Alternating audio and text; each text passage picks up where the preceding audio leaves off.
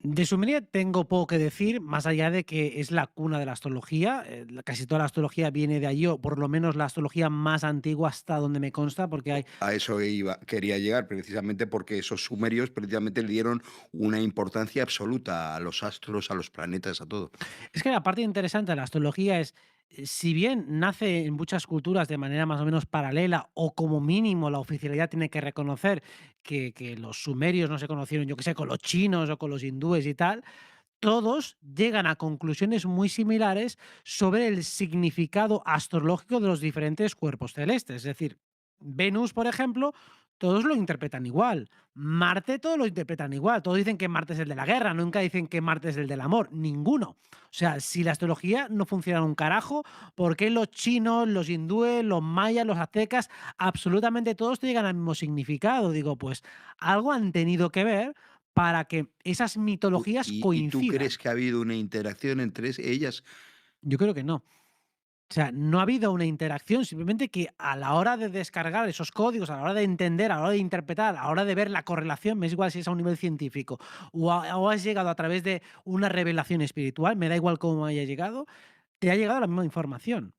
O has llegado deductivamente, o has llegado espiritualmente, o has llegado como sea, pero has llegado a lo mismo. Es que hay gente que dice, yo tampoco creo en esto, bueno, creo o no creo, no quiere decir, no tengo una definición clara, que todo este fenómeno Amunaki que empezó en Sumeria y todo, pues que eran culturas que las pirámides aztecas, que si Babilonia, Mesopotamia, o sea, que había como Egipto, las pirámides, como que había unas líneas energéticas, que había como muchos rasgos en común de arquitectónicamente hablando, figuras, dragones, serpientes, etcétera, que estaban en común en todas esas civilizaciones.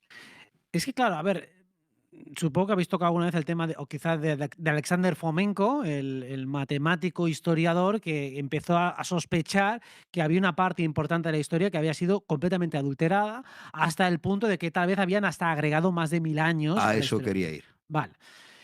Entonces, ¿hasta qué punto podemos fiarnos de la historia oficial? Pues lo tomamos todo con muchas pinzas. Entonces, hablamos con mucha prudencia.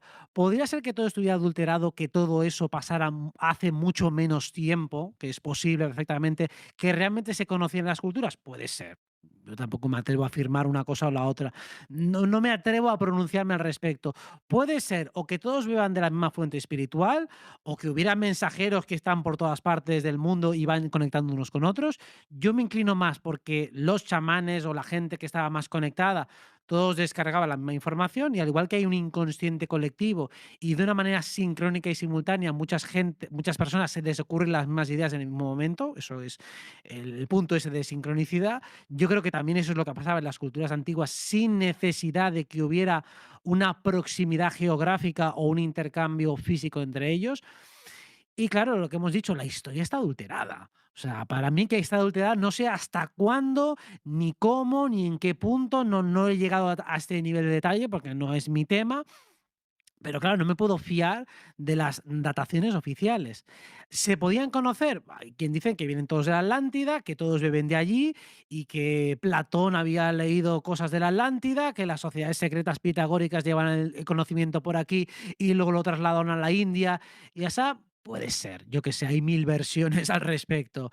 Y después hay quien dice que simplemente eran los Anunnakis los que conectaban con los seres humanos a través de las canalizaciones y eran los que les pasaban la información importante a todos. Hay quien dice que Moisés, los 10 mandamientos, no eran, estaban los 10 mandamientos para el vulgo, que eran los exotéricos, y luego él tuvo sus propias revelaciones esotéricas, es decir, él conectaba con entidades de otras dimensiones, que ahora hablaremos de eso, y estas le van dando instrucciones cabalísticas de cómo manipular a la población. Mira, para liberar a tu pueblo tienes que hacer esto, pero también para contener a tu pueblo, para manipularlo, para controlarlo, para que te obedezca, haz esto, esto y lo otro. Es que las religiones, Robert, siempre obedecen al poder, sirven para afianzar el poder. Hombre, había un libro muy bueno de Salvador Freixedo que se llamaba Defendámonos de los dioses, que empezaba a trazar paralelismos entre el Antiguo Testamento y las instrucciones que daba el Yahvé bíblico a su pueblo y también las que daba, creo que era Quetzalcóatl o como se Sí, llame, el sí, dios este azteca. ese que se comía, pedía que se comieran los corazones en los sacrificios. Exacto. Entonces, establecía una serie de paralelismos y decía, a ver, es muy raro que, por ejemplo, en los mandamientos se haya extendido tan poco y haya sido todo tan vago, tan etéreo como quereos, amados y mierdas de estas, y todo como muy vaporoso, pero luego a la hora de describir cómo había que hacer los sacrificios, allí era absolutamente preciso, escrupuloso, hay que cortar la sangre y todo como muy morboso y muy extraño. Atento a este dato que lo dice Escotado, el gran Escotado, mi idolatrado Escotado. Lo sagrado y el sacrificio siempre va unido en esas antiguas religiones. O sea, buscan siempre sangrientos, sangre sagrado con sangriento. Vale, ese es el tema que lo vamos a conectar ahora con el fenómeno ovni, Sí, que es lo que vale. hacía también el propio Freixedo.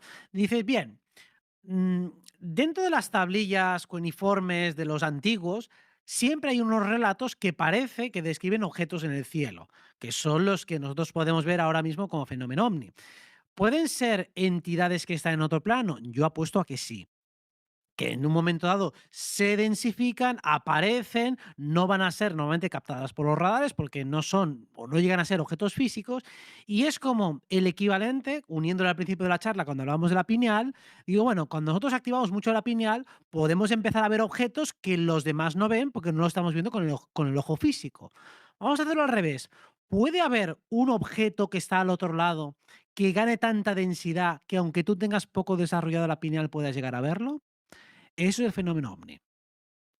Porque nosotros podemos o acentuar nuestro sentido o también puede ser que aquello que está en el campo etérico gane tanta potencia, tanta intensidad, baje tanto hasta nuestro nivel vibratorio que pueda llegar a ser captado por nuestras pineales deficientes, que son las famosas apariciones marianas y todos los ovnis y demás, objetos que están en el mundo astral y etérico que alcanzan un alto nivel de densificación. O lo mismo cuando los chavales juegan a la Ouija, que lo que hacen es conectar con las energías más densas del plano astral y de repente empiezan a moverse objetos, empiezan a pasar cosas raras, empiezan a escucharse ruidos, crujidos. ¿Por qué? Porque estás invocando y convocando a energías que están muy próximas a nuestro plano. En esa pequeña frontera la estás estrechando y entonces sí, algunos. Y están canalizando a esas energías negativas con la Ouija, ¿no? Por Es una supuesto. canalización. Estás creando un puente, estás haciendo una puerta de entrada. Interdimensional, claro. Exacto, es un puente interdimensional y estás creando como un ritual para poder darles entrada.